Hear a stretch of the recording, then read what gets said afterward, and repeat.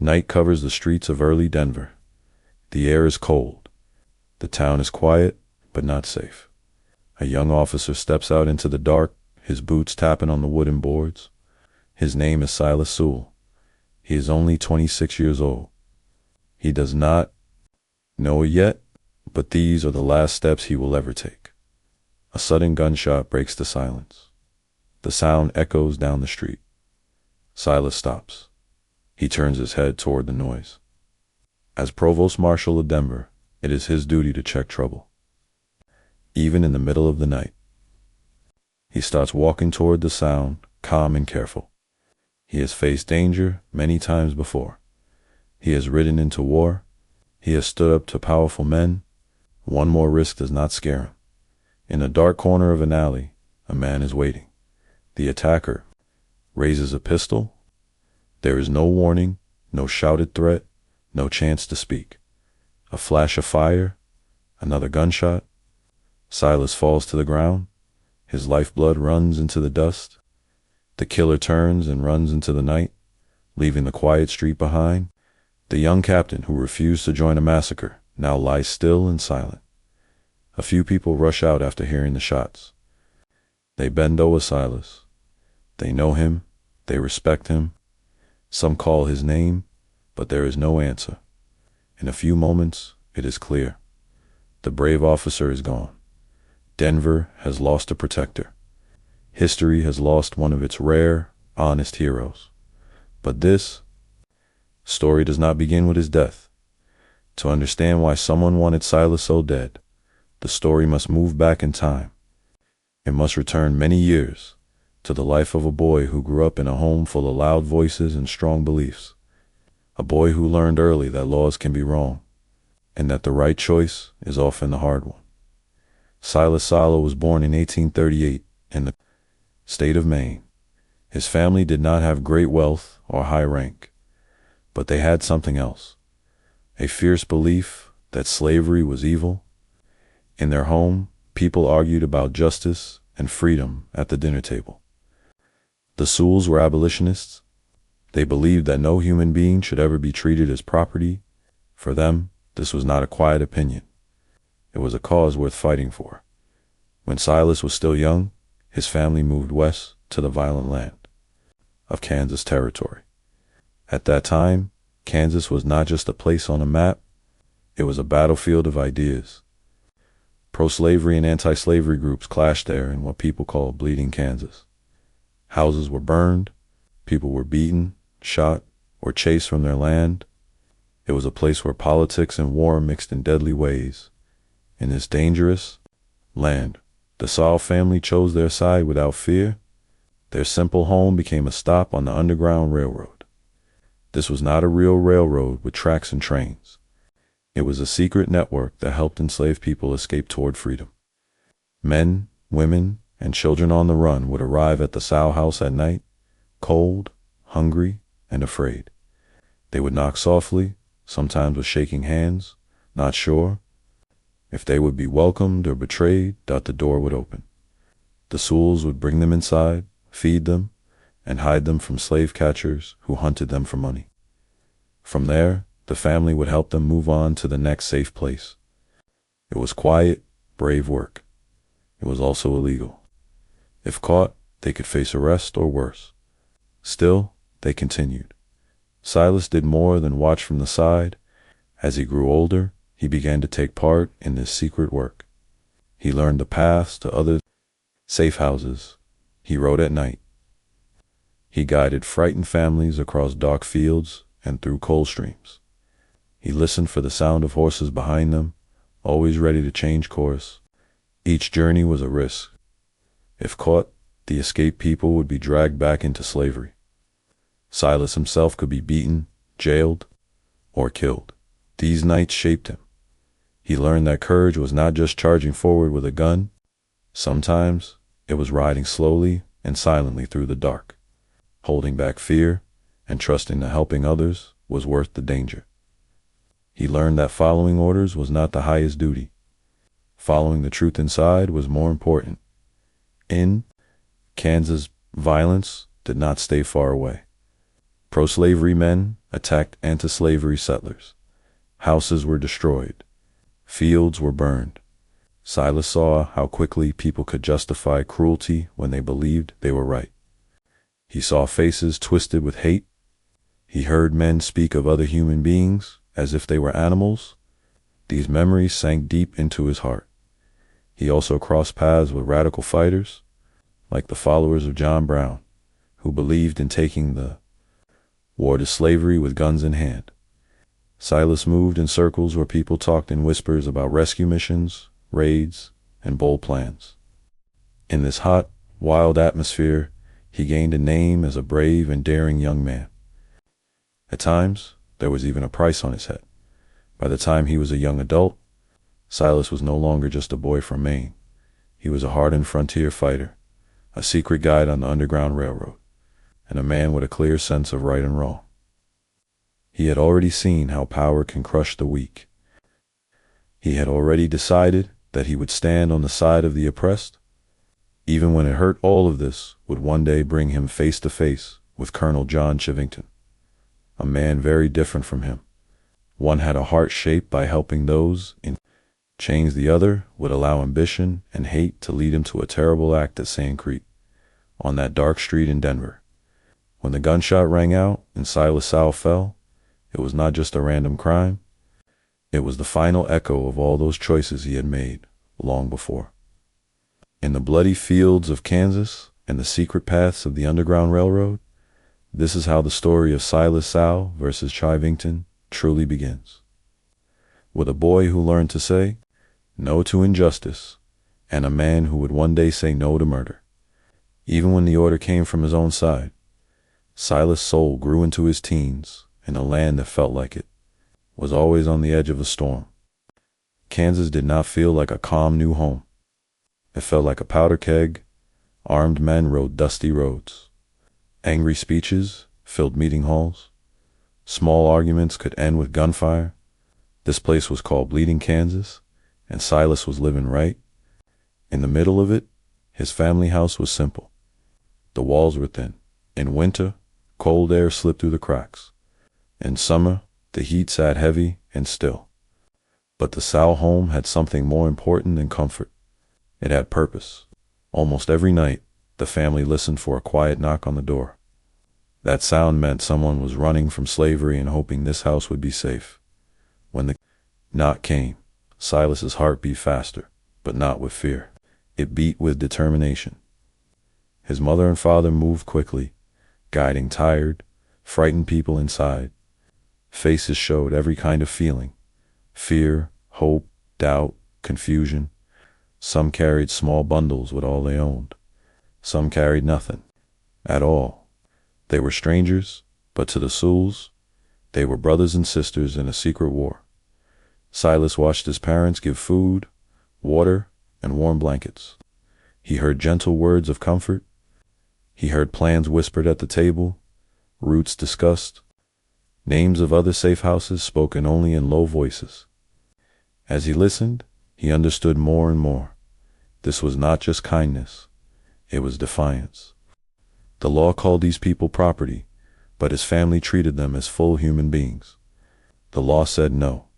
His family said yes. As he grew older, Silas did not stay a quiet observer. He became part of the work. He learned names, routes, and signs. A lantern in the window might mean safe to come. A certain whistle in the night might mean danger, wait. He learned to ride in darkness with no light, trusting the shape of the land and the stars. He learned where the shallow river crossings were in which barns had friendly owners. Sometimes, Silas rode alone ahead of a small group. Behind him, a mother held her child close, trying to keep little feet from making too much noise. A father walked with his eyes always searching. The shadows. Every sound in the night meant a new wave of fear. A barking dog, a snapping branch, a distant shout. Silas kept moving, one step at a time, acting calm even when his own nerves shook. He understood that one mistake could destroy everything. If they reached a safe house before dawn, he felt relief. If they had to hide in the bushes while riders passed on the road, He held his breath. These journeys were slow and silent. They were also acts of quiet bravery. Violence touched Silas's life in other ways too. Pro-slavery men attacked anti-slavery settlers, burning homes and beating or killing those who stood in their way. Silas heard stories of families forced to flee in the night, leaving behind everything they owned. He saw burned-out cabins and empty fields. He heard the crack of gunfire from far-off skirmishes and sometimes from very nearby. In this harsh world, Silas's belief in freedom did not fade. It hardened. Every person he saw dragged down by cruelty, every story he heard of families torn apart, pushed him deeper into the fight. He began to connect with Free State fighters, men willing to ride armed to protect anti-slavery communities. These men were rough, often tired, and not saints. But they knew which side they were on. Some of these fighters spoke of a bold, fiery man named John Brown. Brown's name traveled like a legend through Kansas. Some called him crazy, others called him a hero. To many enslaved people and abolitionists, he was a symbol of someone who would not wait for laws to change. He would act, he would risk everything. Silas moved for a time in the same world as Brown's followers. He heard their plans. He watched them prepare rescue attempts. He even took part in dangerous missions linked to freeing captured men. These missions did not always succeed. Some ended in chase, confusion, and loss. But they taught Silas a hard truth. Standing against injustice was not an idea. It was action, and it always carried a price. Soon, Silas was not just a quiet boy from an abolitionist family. He was a known fighter on the Free State side, pro-slavery. Groups knew his name. Stories about him traveled in enemy circles. There were claims that a bounty had been placed on his head. The fact that powerful men wanted him dead did not scare him away. It confirmed that he was hurting a cruel system, and that gave him strength. These years in Kansas built the foundation of his character. He learned what it meant to disobey a bad order. He learned that legal did not always mean right. He learned to look at any command and judge it by his own inner sense of justice. He watched people with badges and official titles use their power to harm the weak. He also watched ordinary men and women risk everything to protect strangers. As time went on, the conflict in Kansas became part of a larger national storm. The talk of civil war grew louder. Tension between North and South was no longer just in books and speeches. It was in the cracked doors, the whispered plans, the loaded guns by the bedside. Silas could feel that something big was coming, something that would reach far beyond the Kansas plains. When the chance came to move on, to travel west toward Colorado, Silas carried more than just a few belongings. He carried memories of secret rides, hiding places, and close calls. He carried the faces of people he had helped to free. He carried the lessons of fire and blood from bleeding Kansas died in his heart. In his heart, one rule had taken root and would never leave, even in a world of uniforms and ranks, even in war. There is a line that must not be crossed. That rule would one day stand between him and a powerful colonel named Colonel Chivington. It would lead him to refuse a terrible order on the plains of Colorado. It would make him a target. It would also make him a hero history would not forget. For now, he was just a young man heading west, looking for a new chapter. But the road he walked was already guiding him toward a final test of conscience. A test at a place called Sand Creek. When Silas Soule left the violent fields of Kansas, he hoped his life might finally grow quieter. He turned his eyes toward the Rocky Mountains and the new territory of Colorado, where gold fever was rising like a storm. Too many, Colorado meant fresh chances and rich mines. To Silas, it meant a place far from the bloody fights of bleeding Kansas. The journey west was long and rough. He followed dusty trails, crossed cold streams, and climbed steep paths. Around him, wagons creaked, men shouted, and horses snorted and stumbled on rocky ground. The air grew thinner and colder as the land rose higher. But the sight of the mountains ahead, tall and sharp against the sky, gave him a strange kind of hope. Maybe, he thought, this place would let him start again. When he reached Colorado, he found a world full of motion and noise. Mining towns sprang up almost overnight. Tents, rough wooden shacks, and muddy streets filled with men looking for luck. People came from everywhere: farmers, drifters, dreamers, and gamblers. Many of them carried shovels and pans. Some of them carried guns and bad tempers. Silas tried to live a simple life at first. He worked honest jobs. He did some mining. He helped in a blacksmith shop. He watched the flow of people and listened to the loud talk in saloons and campfires. But even in this new place, he could not fully escape the past. The country was still on edge. The question of slavery and freedom had not gone away. It was growing, spreading, and soon it would explode into full civil war. When war finally broke out between the Union and the Confederacy, the news reached even the high towns of Colorado. Flags were raised, speeches were made, men argued loudly in the streets. Some wanted to join the fight for the Union, others spoke softly of the South. The war lines were being drawn, and no place would stay untouched. For Silas, the choice was not hard. He had grown up in a home that hated slavery. He had risked his life to help enslaved people escape. He knew what side he was on. When the call went out for volunteers, he did not hesitate.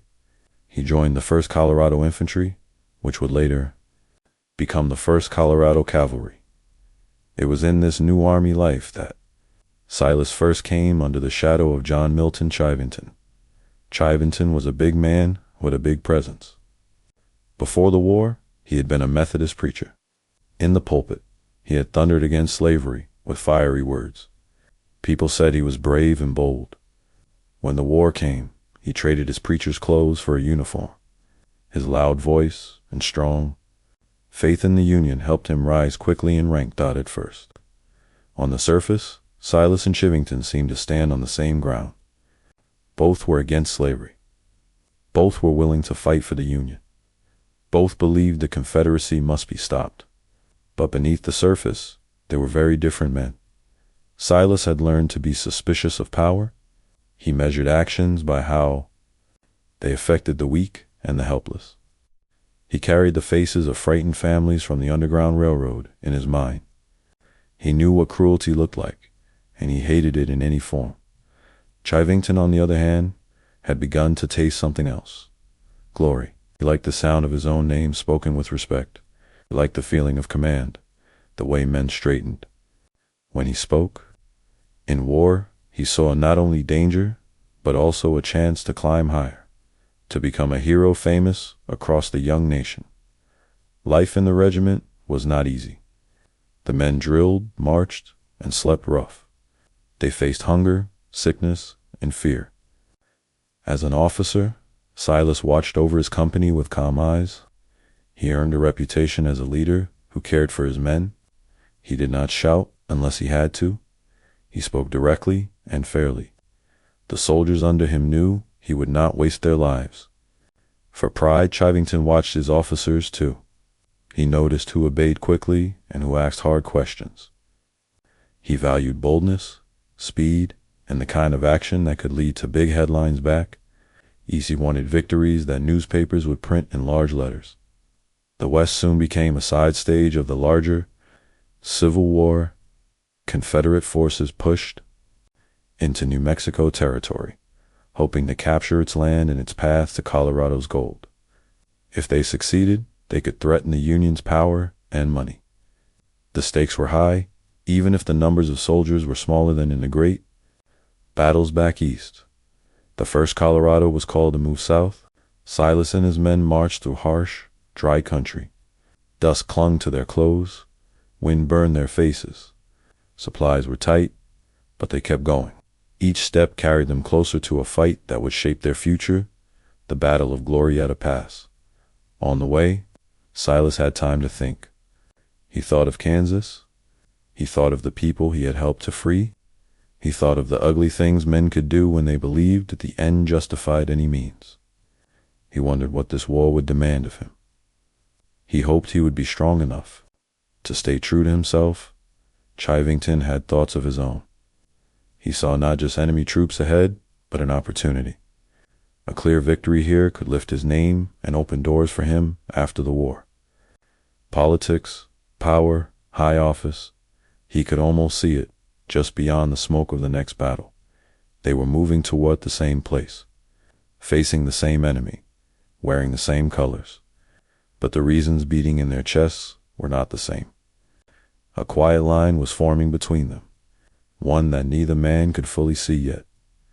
At Glorieta Pass, they would both show courage, they would both fight, they would both leave their mark. But in the years after that battle, as the war shifted and the enemy's face changed, the differences between the preacher and the rebel would grow wider and darker. Silas Soule did not know it yet, but the man who marched at the head of the column, full of pride and plans, would one day order an attack on a peaceful village, and Silas would have to decide whether to follow that order, follow the voice of conscience that had guided him since the days of the Underground Railroad. The road to Glorieta Pass was long, rough, and full of dust. Silas Soule rode with the other men of the 1st Colorado as they moved south toward New Mexico territory. The march was hard on everyone. Boots wore thin, throats grew dry, the sun burned by day, and the cold cut deep at night. Still, the men kept going. They knew a battle was coming. The Confederate forces had moved into New Mexico, hoping to push farther west and reach the riches of Colorado. If they gained control of that land and its gold, the Union war effort could be badly hurt. The West might fall into their hands. This little-known campaign could change the course of the Civil War. Silas felt the weight of it, even if he did not speak about it much. He watched the faces of the men around him as they marched. Some were afraid, some were eager, some tried to hide their feelings behind jokes and loud talk. Silas stayed calm. He checked their gear. He made sure their rifles and pistols were in order. He knew that in the heat of battle, a single misfire could mean a man's life. As they neared Glorieta Pass, the land rose into forests and rocky hills. The air turned cooler, but the tension grew hotter. The pass was narrow and steep, in places easy to defend, hard to attack. It was clear that whoever controlled this ground would have a strong advantage. Colonel Chivington smelled opportunity. He saw the map. He listened to reports of the Confederate camp and supply train. He studied the land and searched in his mind for a move that could give him the glory he craved. To others, this was a dangerous, tight fight in the middle of nowhere. To Chivington, it was a stage. He moved with energy, giving orders in his booming voice. Men jumped to obey. He split his forces, planning to strike not just at enemy soldiers, but at their support, their food, ammunition, and wagons. A bold move, risky, but if it worked, it could destroy the enemy's ability to keep fighting. Silas, now an experienced officer, prepared his men as the plan took shape. He checked ammunition one last time. He spoke quietly to those who looked nervous. He made sure everyone knew their position and role. He had been in danger before, but this was different. This was a set-piece battle in the high mountains, with the future of the West hanging in the balance. The day of the fight arrived. The sound of war rose through the pass rifle shots cracking, cannons roaring, shouts echoing between rocky slopes. Smoke drifted through the trees and over the rocky ground as blue and gray coats clashed in the narrow, twisting terrain. Silas moved with his men through rough country. The ground was uneven. Stones rolled underfoot. Tree roots caught boots. But there was no time to think of that. Their focus stayed on the enemy ahead, the orders shouted, and the need to stay alive and keep each other alive. He saw men fall. Some cried out. Some dropped without a sound. There was no chance to stop and grieve. The battle pulled everyone forward like a strong river. Silas forced himself to look, to remember, but not to freeze. His men needed him to stay steady, dot further. Along Chivington's part of the plan struck like a hammer. Union forces managed to reach the Confederate supply train, the heart of their strength. Their wagons, loaded with food, ammunition, and equipment, sat under guard, meant to feed and supply the Confederate push into the West. Those wagons did not survive the day. Union troops attacked, seized, and destroyed much of the supply line. Wagons were burned or wrecked. Horses and mules were driven off. Barrels and crates were broken open, their contents scattered or ruined. It was not the kind of victory that made dramatic paintings of soldiers in a line, but it was the kind of victory that breaks an army's back without supplies. The Confederate forces at Glorieta Pass could not continue their campaign. Hungry, short on ammunition, and cut off from support, they had to pull back. The great dream of pushing through to Colorado faded like smoke. News of the battle soon spread. Though the fighting had not been as large as in the great Eastern battles, many would later call Glorieta Pass the Gettysburg of the West. It stopped the Confederate advance in that region and helped secure the West for the Union, for Chivington. The victory was a bright light. He was praised for his daring and his bold tactics. Newspapers printed his name with respect. People spoke of him as a hero, a man who had saved the West by striking the enemy's lifeline. He enjoyed every word. For Silas, the memories were different. He remembered the smoke in the trees, the sharp pain of loss when men fell, the hard climb over rough ground, the look in his soldiers' eyes when the firing stopped and silence returned. He felt some pride they had done their duty, and they had stopped a dangerous threat. But he did not walk away hungry for praise. He walked away thoughtful. He saw how quickly stories of war could be shaped, polished, and sent out to the world. He knew that the truth was always more complicated and more painful than the simple tales told in print. He had seen both courage and fear, both skill and luck. He understood that victory always came with a price, paid in blood and broken lives. He also watched Chivington glow in his new fame. The colonel stood taller. His words carried a sharper edge. He had tasted the sweet fruit of glory, and Silas could tell he wanted more. This troubled Silas, though he might not have spoken it aloud. He could sense that for some men, war was not just a duty, it was a path to personal power. And once a man starts to believe that, he may begin to see human lives as tools to build his own name. After Glorieta Pass, the Confederate threat in that part of the West faded. The 1st Colorado returned to other duties.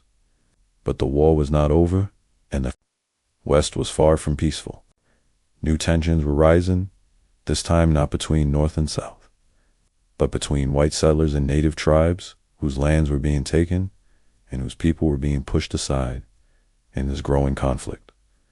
John Chivington would again look for a chance to shine. And Silas Soule, shaped by Kansas, strengthened by the Underground Railroad, and tested at Glorieta Pass, would once more be forced to make a choice. The next time, the enemy would not be an invading army. It would be something, darker ambition without mercy. And the place would be a quiet creek on the plains of Colorado, where families believed they were safe, a place called Sand Creek. The guns of Glorieta Pass fell silent. But peace did not come to the West. The great fight with the Confederates in New Mexico was over. The Union had held. The enemy had turned back. Men wrote letters home, telling stories of narrow escapes and brave charges. Some believed the hardest days were behind them. They were wrong. A new conflict was rising, one that was not about blue and gray uniforms, but about land, fear, and broken promises. It was the conflict between white settlers and the native tribes of the plains of Cheyenne, the Arapaho, and others who had lived on that land long before the United States existed. As more settlers came into Colorado territory, they pushed deeper into native hunting grounds. Wagons rolled across open grasslands, towns appeared, fences were built, where herds once ran free, the buffalo, which had always been central to native life, were hunted in large numbers. Streams and forests that had fed generations were suddenly claimed as private property.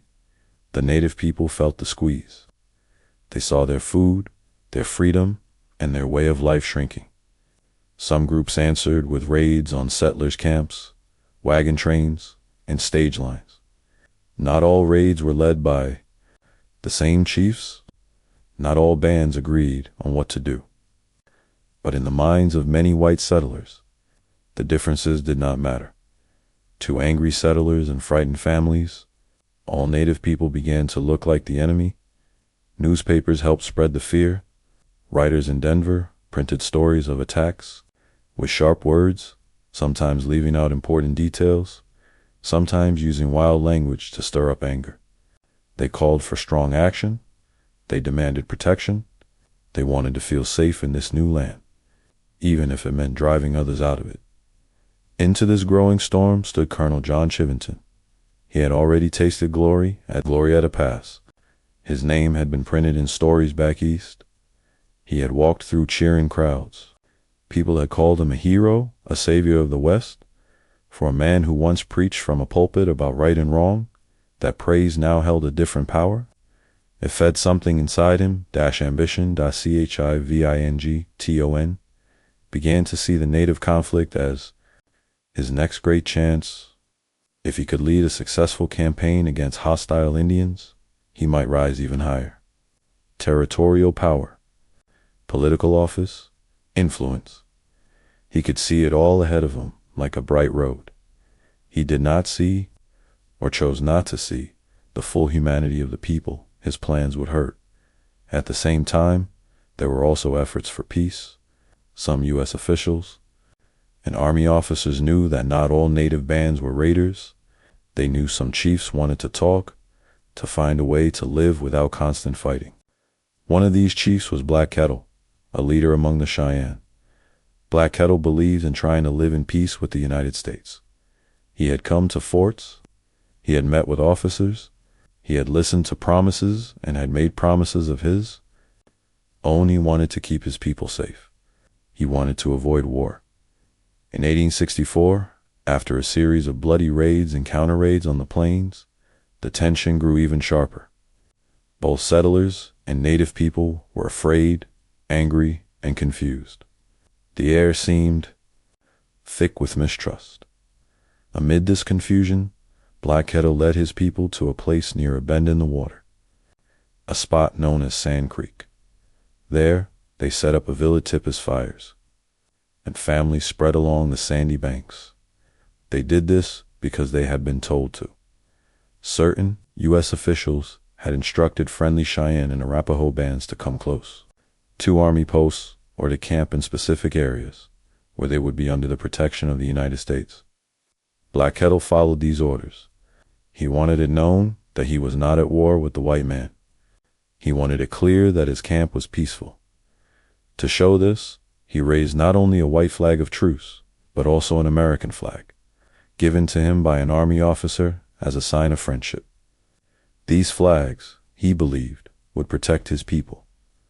While Black Kettle's camp moved to Sand Creek under the belief of safety, Silas Soule watched events unfold from the Army side. Silas was now a captain in the 1st Colorado Cavalry. He had seen war. He had seen the cost of violence. He had helped fight Confederates who were armed and ready for battle. He had no love for war, but he understood it when it was a fight between equal sides, a clash of armies. What he saw now troubled him more deeply. Rumors spread through the ranks. Some officers and men spoke loudly of punishing the Indians once and for all. They repeated stories from newspapers and campfire tales, often mixing truth with anger and fear. The talk was not about careful action. It was about making an example, about teaching a lesson. Silas heard the tone in these voices. It was not the tone of men preparing for a hard but necessary battle. It was the tone of men letting hate guide their hearts. He also knew something else. Not all bands were attacking settlers. Some, like Black Kettle's group, were trying to follow us orders, to show peace. To Silas, this meant one thing: any attack on such a village would not be a fair fight. It would be a betrayal. Meanwhile, Chivington saw a chance. He received reports about native camps on the plains. Instead of carefully sorting which groups were hostile and which were friendly, he began to think of them as one broad enemy. In his mind, a large attack could send a strong message and bring him a new wave of fame. Plans were made for a campaign, dot orders moved quietly, men were gathered, horses were made ready, weapons were checked. The target, though not yet spoken openly to every soldier, was a village near Sand Creek, a village full of Cheyenne and Arapaho, families who believed they were living under a promise of protection. Silas felt a deep unrest in his spirit. Something was wrong. The more he learned, the more he understood that this was no simple mission against active warriors. It was something darker. He had once guided families toward freedom in the night.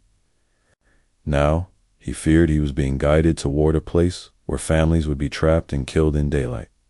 The road that had begun in the rough hills of Maine, passed through the burning homes of Kansas and the steep slopes of Glorieta Pass, was now leading Silas Soule toward the open plains of Colorado, toward a quiet creek, toward a camp that trusted the American flag, toward a choice that would define his life. The name of that place was Sand Creek. The air over the plains was cold and sharp. The sky was wide and dark, filled with stars that seemed close enough to touch. On the ground, the camp of the 1st Colorado, cavalry glowed with a few small fires. Horses shifted their weight and snorted in the shadows. Men wrapped blankets tight around their shoulders, spoke in low voices, or sat quietly, thinking that it was late November, 1864. Tomorrow, something big would happen. Everyone felt it, even if they did not know exactly what it would be. Captain Silas Soule moved through the camp with slow, steady steps. He listened to the sounds around him: the crackle of fire, the clink of a tin cup, the murmur of tired men. He smelled smoke, sweat, and the dry, cold scent of the open plains. The sky above him was clear, but in his mind, a storm was building. The soldiers had marched hard to reach this place. They had crossed long miles of flat land, driven by orders and by the sharp voice of Colonel John Chivington. The men had been told they were heading toward a camp of hostile Indians. They had been told that an attack was coming. Many of them believed they were about to fight warriors who had raided settlers, burned homes, and killed families. But Silas knew more than most.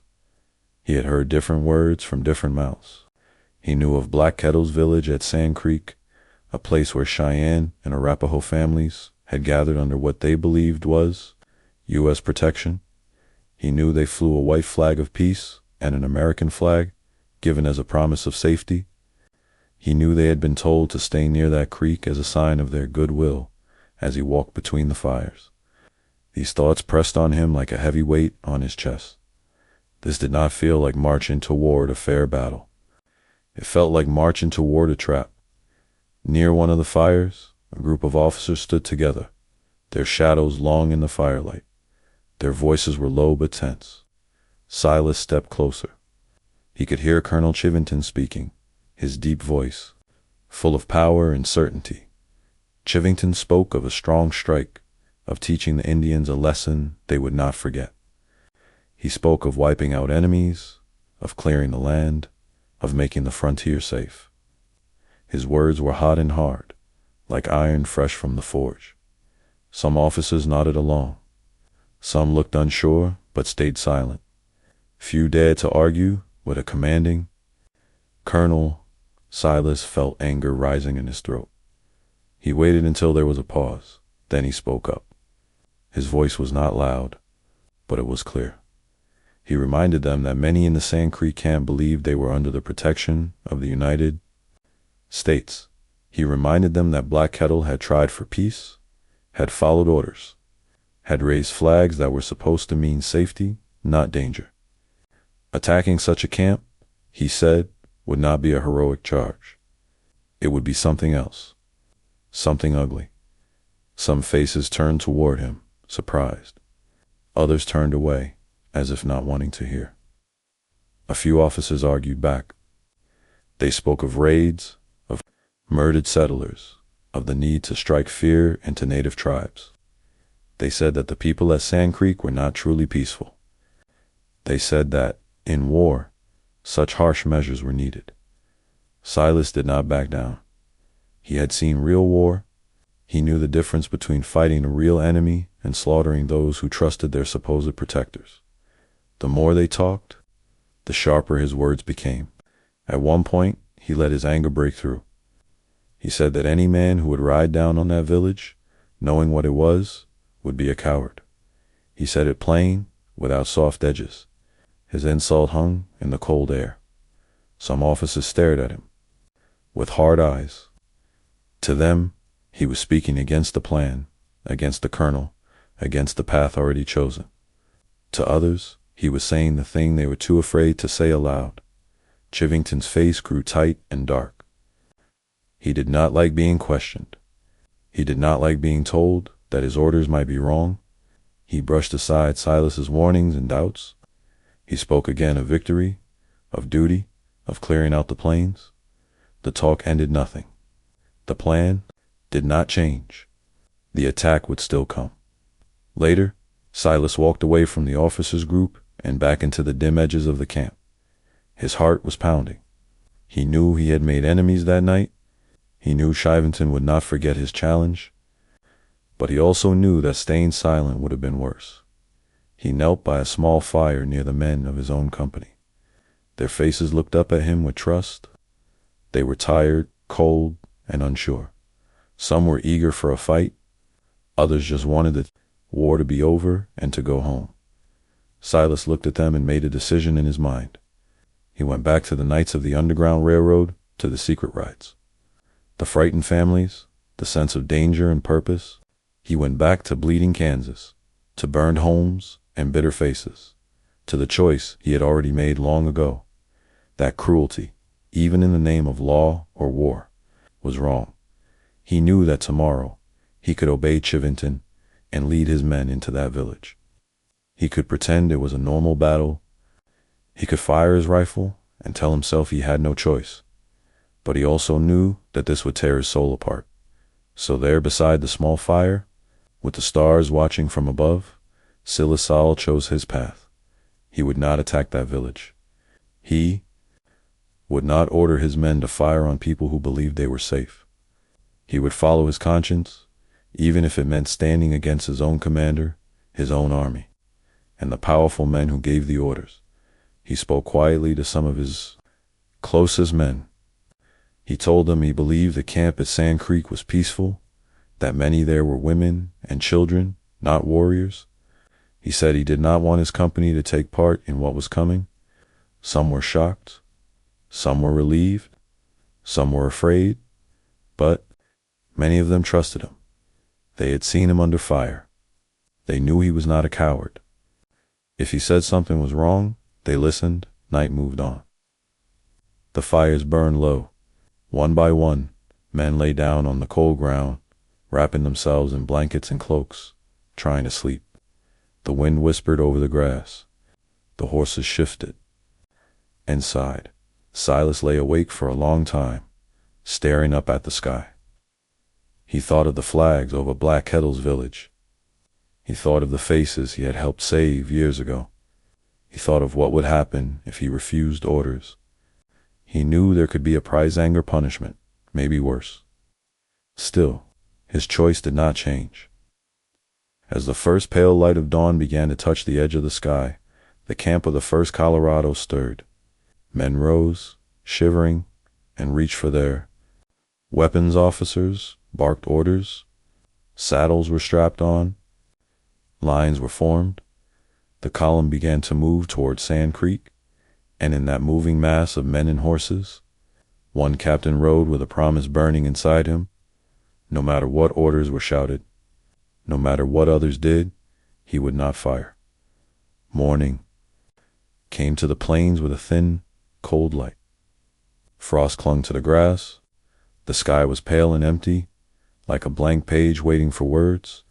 The soldiers of the 1st Colorado Cavalry were already moving, saddles creaking, horses snorting steam into the air. Captain Silas Soule rode with his company, his jaw tight, his eyes forward. He knew where they were going now. The shape of the land, the talk from the night before, the direction of the march, it all pointed to one place. They were riding toward Sand Creek. The column moved in silence at first, then with growing energy as the men sensed they were close to their target. Some soldiers spoke in sharp, excited voices. Some laughed in a hard, nervous way. Others stayed, quiet, gripping their rifles too tightly. Silas heard bits of talk as he passed. Gonna teach them a lesson. Make it so they never forget. He did not answer. Inside, his mind was a storm. But on the outside, he stayed calm.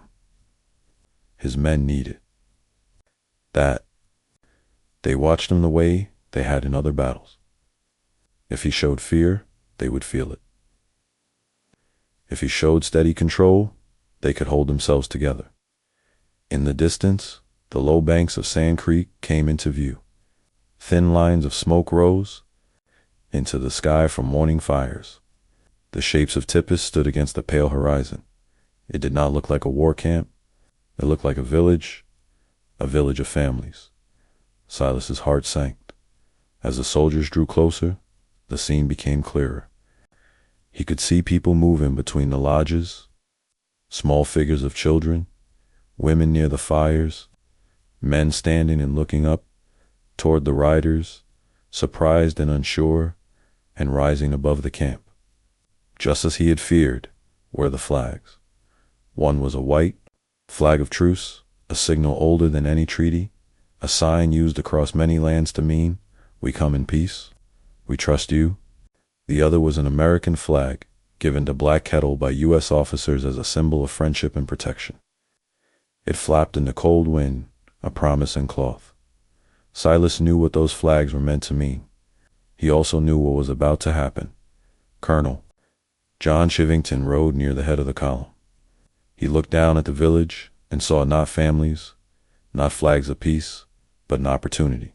In that moment, whatever he had been, a preacher, a soldier, a man once known for speaking against slavery, was pushed aside by the hunger for a victory that would make his name even larger. He gave the order to attack. The calm morning shattered dot bugles sounded. Men shouted. Horses surged forward. The peaceful village of Sand Creek exploded into chaos as soldiers rushed in. People in the camp began to run in every direction. Some waved their hands. Some held up children. Some tried to reach the flags, as if the cloth could shield them from bullets. Silas did not move with the charge. He pulled his horse aside with his men of Company D. His voice was firm and clear as he called out his own order. He told his men not to fire. Some of them stared at him, shocked. They had been trained to obey the higher command. They had been told they were riding into battle. But they also knew Silas. They had seen him in real fights. They trusted his judgment, his courage, and his heart. He repeated himself, stronger this time. They would not join this. They would not fire on this village. A strange, heavy silence settled over his group, even as noise raged all around them. While other companies rushed into the camp, Company D held back. They watched from the edges of the creek, uneasy and tense. But with their rifles down, then came the sounds that would haunt Silas for the rest of his life. Screams, gunshots, hoarse shouts, the wild, panicked crying of people who had believed they were safe. Soldiers from other units poured into the village. Smoke rose from burning lodges. Horses charged through the camp. Silas could see shapes, running men, women, children, some trying to flee along the creek bed, some trying to hide in shallow pits or behind low banks. He watched as people who had raised the white flag were cut down. He watched as soldiers fired into the camp again and again. He saw fear on the faces of some of the attackers too, But their fear did not stop the killing. Silas felt sick. Rage burned in his chest, hot and helpless.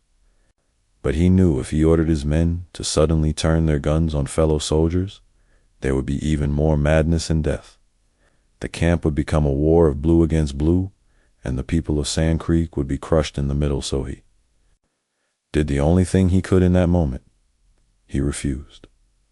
He refused to join the slaughter. His men stayed back, holding their fire, watching a scene they would never forget. Some of them muttered in shock. Some cursed softly under their breath. A few wiped their eyes when they thought no one was looking. They saw what this really was. It was not a brave battle. It was a massacre. Hours passed in horror. The smoke thickened. The noise slowly faded as the killing slowed, then stopped. What remained was a ruined camp and a bitter, heavy silence, broken only by the low sound of the wind and distant, broken cries. As the soldiers regrouped, some boasted of what they had done. They spoke of how many they believed they had killed. They called it a great victory. Silas listened and felt a cold anger settle deep in his bones. Chivington walked with pride. This, he believed, was the moment that would seal his glory. He would send reports to newspapers and officials, claiming a grand win over a hostile force.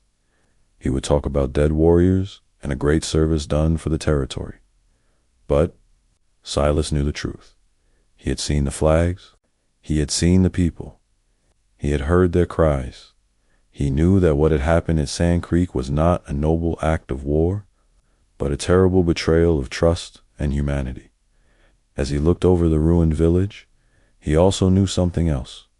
One day, someone would have to tell the real story.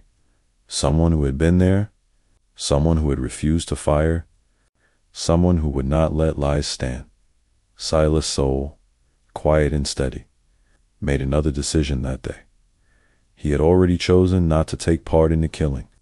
Now he chose not to take part in the cover-up. This choice would be as dangerous as any battle, and it would lead him, step by step, toward his own fate. The smoke of Sand Creek did not fade quickly from Silas Soule's mind. Even after the soldiers rode away and the ruined village lay behind them, the sights and sounds stayed with him like ghosts that refused to leave. He saw again, in his memory, the white flag of truce. He saw the American flag flapping in the wind. He saw the people running, the children crying, the soldiers firing. Days passed, but the weight in his chest only grew heavier. Back in camp, there were men who laughed and boasted about what they had done.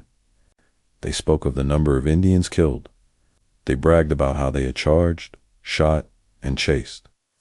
To them, this was a heroic victory. Silas knew better. He kept mostly quiet, but inside he was burning. He could not pretend that Sand Creek had been a battle. It had been a massacre, and he could not unsee it. Colonel John Chivington walked among the men with pride. He talked about sending news of the attack to Denver and beyond.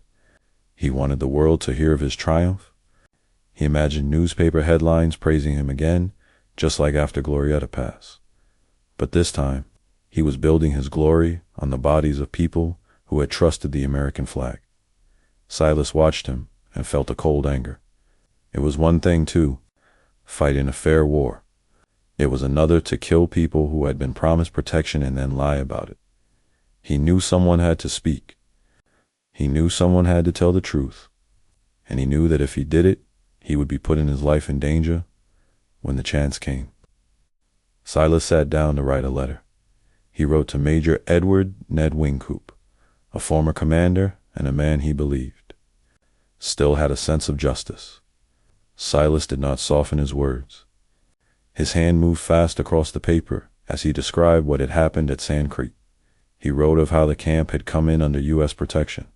He wrote of the flags. He wrote of women and children killed as they ran or begged for mercy. He wrote of his own refusal to fire. Every line was a blade cutting through the lies. He did not write like a careful officer, trying to protect his career. He wrote like a man who could no longer carry the weight of silence. He knew that once this letter left his hands, there was no going back. Chivington would hear about it, others would too. Some would support him, many would hate him. When the letter reached Wynkoop and others who still had a conscience, it hit with the force of a storm. The picture it painted was not of a proud victory, but of a terrible crime. Soon, more letters and reports began to move. Other witnesses confirmed parts of what Silas had written. Doubts spread. Word of Sand Creek reached beyond Colorado. It reached the eastern newspapers. It reached Washington, D.C. people who had never seen the plains, never seen a tipi or a buffalo, read about the killing of a peaceful camp. Some could hardly believe it. Others believed it all to isolate, knowing how often power crushed the weak. The pressure grew. Questions were asked. How could this happen? Who gave the order? Was this really war murder? Governments do not move quickly, but this time the noise was too loud to ignore. Investigations were called. Military and congressional hearings were arranged. Witnesses were summoned to speak under oath. Silas Soule was one of them.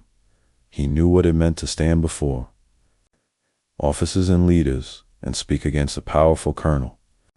This was not like arguing around a campfire. This was official, recorded, dangerous. Still, he went. When the time came, he stood straight and steady. He raised his hand, swore to tell the truth, and then did exactly that. In clear, simple words, he told the story of Sand Creek as he had seen it. He told them the village had been under protection. He told them the people had raised flags of peace and of the United States. He told them he had ordered his men not to fire. He told them that what happened there was not a battle, but a slaughter of people who trusted the government. Some in the room listened with tight jaws and cold eyes. Some looked ashamed. Some took careful notes. The truth was now in the open, and it could not be erased. Other witnesses spoke too, and many of their stories matched Silas's words. Piece by piece, the shining armor Chivington had wrapped around himself began to crack. The result was clear. What had happened at Sand Creek was wrong. Even in war, even in a hard land, there were lines that could not be crossed. Chivington's dream of higher power began to crumble. His name, once praised in headlines, became stained. He escaped prison and the harsh legal punishments many thought he deserved, but his reputation was forever scarred. Instead of a great hero of the West, he became a symbol of cruelty and betrayal. Silas, meanwhile, became something rare for his time, a whistleblower in uniform. He had done more than refuse to fire. He had refused to lie, had refused to let others hide the truth behind pretty words and false reports. In doing so, he had chosen a path that very few soldiers dared to walk. But he also knew one more thing. Men like Chivington had friends. Men like Chivington did not forgive easily. Whispers started in Denver and beyond. Some people praised Silas quietly, calling him brave, honest, and righteous. Others called him a traitor to his own side. They said he had harmed the army, embarrassed the territory, and destroyed a great victory. There were hard looks in the street, short, unfriendly comments passed behind his back, hints of threats, dark rumors. Silas understood the risk, but he did not regret his choice. He had seen too much injustice in his life to step back now. From the Underground Railroad to bleeding Kansas to the dusty banks of Sand Creek, he had followed one rule: do not be part of evil. Do not stay quiet when the truth is needed. As he walked the streets of Denver in the months after Sand Creek, this rule was still his guide. But somewhere in those same streets, men were watching him with different thoughts. In mind men who believed that he had destroyed their hero and their pride, Silas had fought many battles already. Another one was coming. This one would not be fought with armies, but with a single shot in the dark.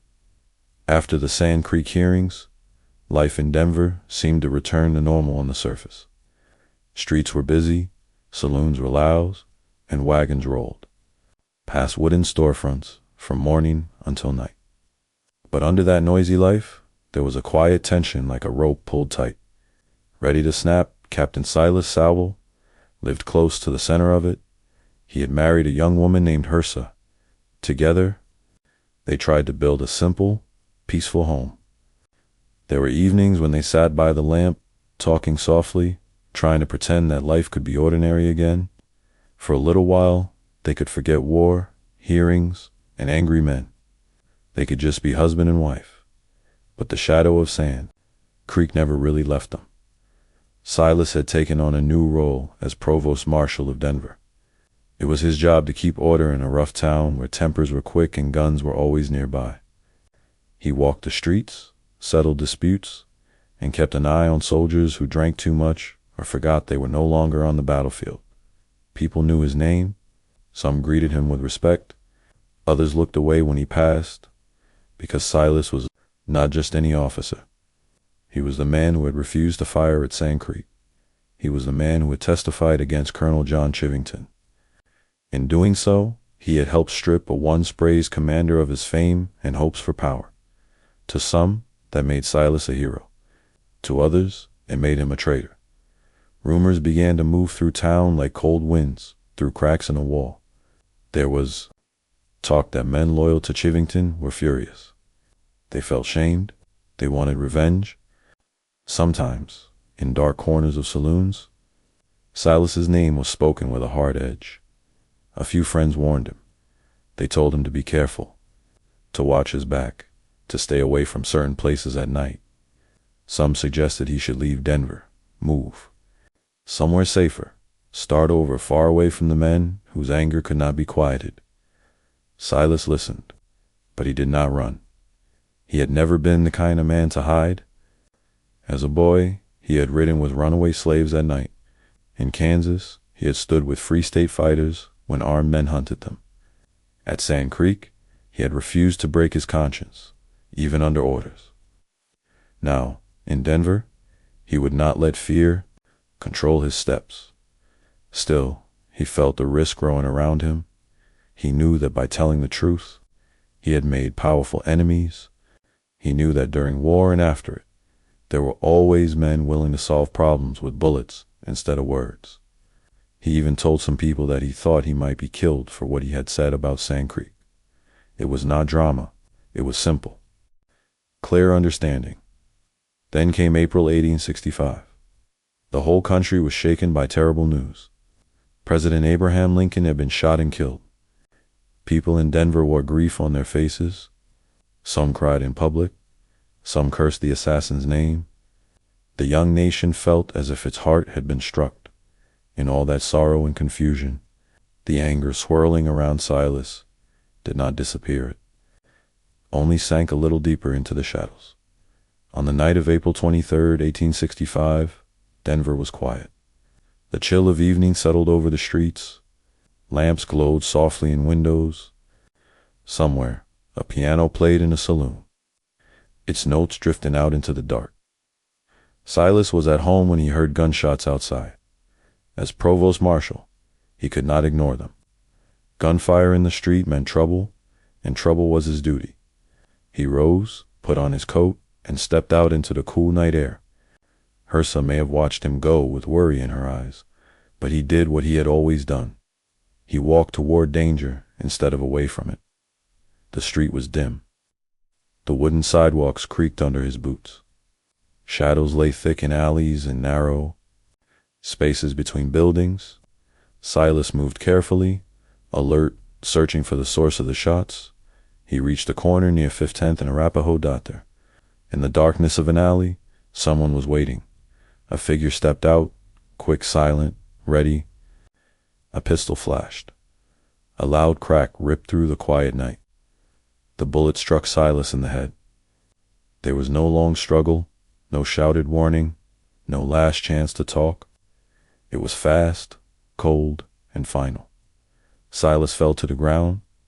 The man who had survived brutal fights in Kansas, hard marshes in New Mexico, and the moral fire of Sand Creek now lay still on a Denver street. Killed not in open battle, but by a hidden shooter. The killer turned and ran into the darkness. Footsteps pounded. On wood, then faded. The alley swallowed the fleeing shape, and the night closed in again. People soon rushed toward the sound. They found Silas lying there, blood on the boards. Some knelt beside him, calling his name, hoping for a sign of life. But the brave young captain, just 26 years old, was gone. Word spread quickly through Denver. Silas Soule had been assassinated. Many were shocked and heartbroken. Friends, fellow soldiers, and those who admired his courage grieved deeply. They knew why he had been targeted. It was not a random killing. It was the price he paid for standing up and saying, "This was wrong." When others stayed silent, there were investigations, witnesses were questioned. A suspect connected to soldiers from Chivington's command was arrested for the crime. For a moment, it seemed justice might be done, but justice slipped away. The suspect managed to escape and disappear. Trails went cold. Questions were left hanging in the air. Some said the killer had help. Some believed more powerful men were behind the plot. No one was ever truly punished for the murder of Silas Soule. Hersa was left a widow. Denver was left without one of its most honest voices. History was left with a wound. Yet even in this dark ending, there was a kind of light. Silas Soule did not die as a silent man. He died as someone who had refused to join a massacre and had dared to tell the world the truth about it. His life, though short, stood as proof that a single person's conscience can push back against even the biggest lies. On that cold Denver street, a bullet ended his body, but it could not kill the story of what he had done. That story, and his name, would live uncarried by those who believe that courage is not just charging into battle. Sometimes, courage is the choice to say no, even when it might cost you everything. Years passed, but the story of Silas Soule did not die with him on that dark Denver street. It moved in whispers at first, then in steady voices, and later, in clear, written words. Like a small fire started in dry grass, it spread slowly, then widely, across time. At first, many people tried to forget Sand Creek. Some wanted to remember it as a great victory. Others wanted not to remember it at all. It was easier to look away, to talk about brave charges and waving flags, and to skip the part where women and children were killed under a sign of peace. But there were letters, there were reports, there were witnesses, and there was the name of one officer who had refused to obey that terrible order, Silas Soule. In quiet rooms, far from the plains, people read his words. They read how he had described the camp, the flags, the cries. They saw that he had not tried to make himself look important. He had not tried to hide his own fear. He simply told the truth. That truth stayed. As the years turned into decades. The story of Sand Creek and of Silas's stand grew stronger. Historians dug into old records. Families of survivors told their stories. Cheyenne and Arapaho descendants kept the memory alive through their own words and ceremonies. Slowly, the world outside began to listen. In this long, slow process, Silas appeared again and again, sometimes just in a line. Captain Silas Soule refused to fire. Sometimes in a longer passage, telling how he testified, how he was killed, how his courage helped show the world what really happened. He became a symbol of something simple and powerful, that even in war, a person can choose not to be cruel. The contrast between Soule and Chivington grew clearer with time. Chivington, once praised and cheered, faded into history as a dark figure. People did not forget his name, but they spoke it with sadness or anger. He was remembered not as a hero of the West, but as the man who led the attack at Sand Creek, man whose ambition and hate turned a peaceful camp into a place of horror. Silas, on the other hand, grew larger in memory, not smaller. Life had not rewarded him for his choice. He did not become rich. He did not rise to high rank. He did not enjoy fame or comfort in old age. But in the long view of history, he gained something more solid than all of that respect in Denver. People eventually put up markers and signs near the place where he fell, in the cemetery where he was buried. Visitors came to stand by his grave.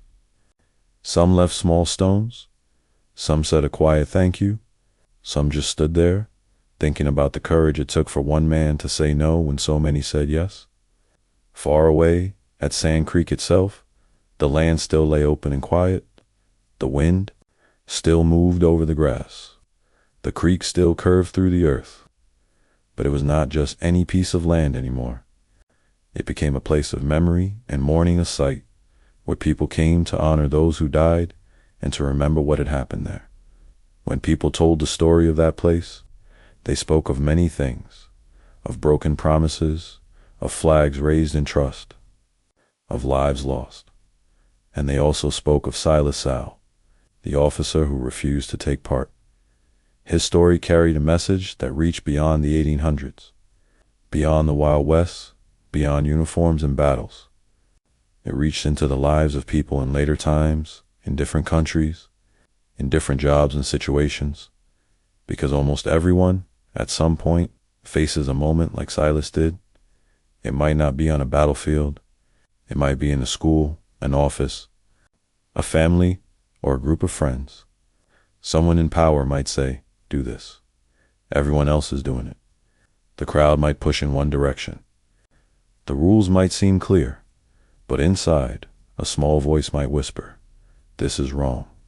Silas's life gives an answer to that moment. He shows that courage is not only charging forward with a weapon, not only standing tall in front of cheering crowds. Sometimes, courage is quiet. It is the strength to refuse when refusal is the hard choice. It is the strength to walk away from easy cruelty, even if others will hate you for it. He also shows that telling the truth matters, even when it is dangerous. Silas could have stayed silent after Sand Creek.